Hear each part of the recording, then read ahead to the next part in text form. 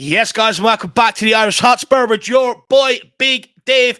And we are here bringing you your predicted lineup as Tottenham travel to Selhurst Park under the lights to take on Crystal Palace and a massive opportunity to go 5 points clear, which will put us top beyond this weekend going into next weekend. So let's get straight into it. Let's pick the team that we think are going to come away with all 3 points. And we're going to start with Big Vic Venom Vicario in goals.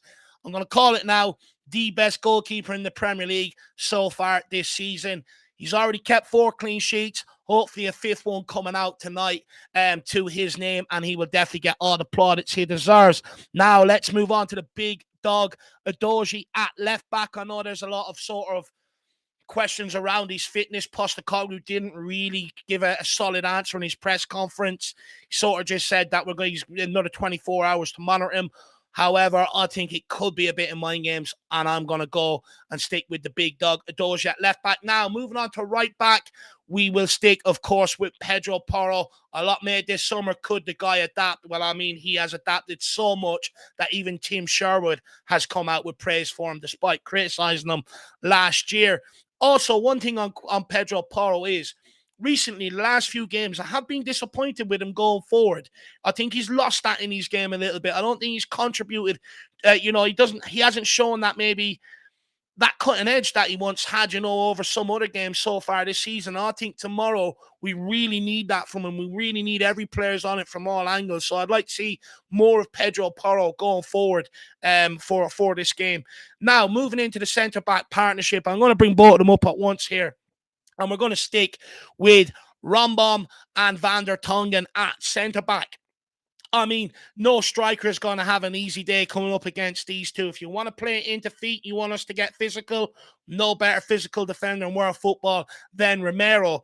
Equally, if you want to play in behind, you think that's how you're going to break down Tottenham, well, watch out for Flash, because nothing has got in behind us yet, because he is there to clear it up with his absolutely ridiculous pace. I'm actually thinking about sending him off to the Olympics to go and get a gold medal in the summer, just to, bring up some of his accolades. Now, let's move into midfield, and we are going to start with the most contentious one, and that is, do we pick Bissouma or Hojbjerg? But your boys have stuck with Zinedine Salzburg, and the reason being is, we just prefer Bissouma not to play and hold him back for that Chelsea game, because if he plays and he picks up a yellow, he's going to be suspended for that Chelsea game. I just feel we will feel the loss of Bissouma in that Chelsea game rather than maybe Crystal Palace this evening. So that's why we stuck with Zinedine Salzburg on this one. And look, it's more than likely than not that Bissouma will pick up a yellow, because he's already picked up 6 inside 9 games. So I don't want to run that risk.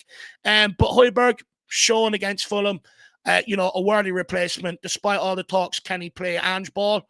Well, I mean, he fitted in just like a glove, as Ange called him, ready-made replacement. Now, let's move on to the partner in crime, and that is Papa Matt Sarr, of course, hauled off, just before the hour mark against Fulham due to illness. But Postecoglou has said in the press conference that Papa Matt Sarr, a.k.a. Sarr Torre, a.k.a. Starboy, is fit, and what this guy offers team is immense going forward.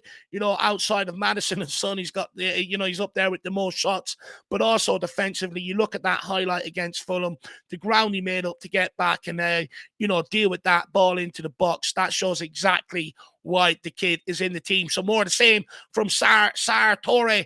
Now moving on to the man of the moment, disappointed not to get 2 goals the other night, and that is James Maddison. And to be honest, this is games like tonight, this is where we need him at his clinical best, in terms of, even when he's shooting, it needs to be on target. When he's passing the ball, that ball has to be dead accurate. We're not going to find too many times where we're going to have space against Palace. So the opportunities where we do have space to play, his passing needs to be on point, and he is going to be the conductor this evening. Now we'll move on to the left-hand side. I see some people going with Brennan Johnson. However, for me, I don't think he made any impact off the bench last week. I don't think he deserves to start tonight after his impact against Fulham. And I am going to stick with Richarlison, despite many people having the gripes about Richarlison. He scored 2 goals with 3 assists this season. That's 5 goal involvements. So you can't argue with his contribution in terms of the forward area. You know, do we look at our most fluid best with him up in that forward area, in that front three? No, we don't. However, he's effective. And that's what we need right now until other players step up to the fore, which means Brendan Johnson might just have to wait for another substitute appearance. But this time, he better get his ass in gear and make an impact. Now, moving on to the right-hand side, we have stuck with Dejan Kulusevski. Now, I've sat back and I've sort of thought about Dejan. And I think he's actually having a great season in terms of out of possession and in possession. But what's holding him back is that final ball. He does everything perfect up until that final ball, and it just lets him down, that decision making. Sometimes he's crossing when he should be shooting. Sometimes he's shooting when he should be crossing. And it's all wrong at this moment in time. However, I think if he gets that right, which I think he will with Ange Postecoglou, he's going to take all the plaudits. Everyone will be absolutely raving about him, and we'll get the same player that we got when we first signed him. That's all he's missing is that final ball. Once that clicks, you watch all the plaudits come his way. So, Dejan, tonight is your night, buddy. I want to be singing that Ginger from Sweden. Come on, Kulusevski. And last but not least, the captain of the side, we have gone with Son Aldo, of course, banging the goals in right now. Now, what I will say, hear me out, Haaland ain't exactly firing on all cylinders this season. With the way we're playing, there's a massive opportunity for Son to go and clinch that golden boot. So if I'm Son, I'm getting in that mindset, I'm getting in that focus, and I have my eyes on it. Never too early. Eyes on the prize, Sonny. So Sonny completes our team today. Now, of course, it's a couple of controversial picks there with Hojbjerg and Richarlison. So, guys, let us know in the comments, you know, do you agree with the lineup? Do you not? What other changes would you make? But most importantly, I'll see you back here for the pre-match build-up at 4 o'clock and then the watch-along again at 7:30. Guys, I cannot wait for today. Get yourself up, get a coffee into you, get the Spurs songs on, and get pumped. Come on, you Spurs. In the mighty Ange, we trust. We never stop. Let's go. Everywhere we go.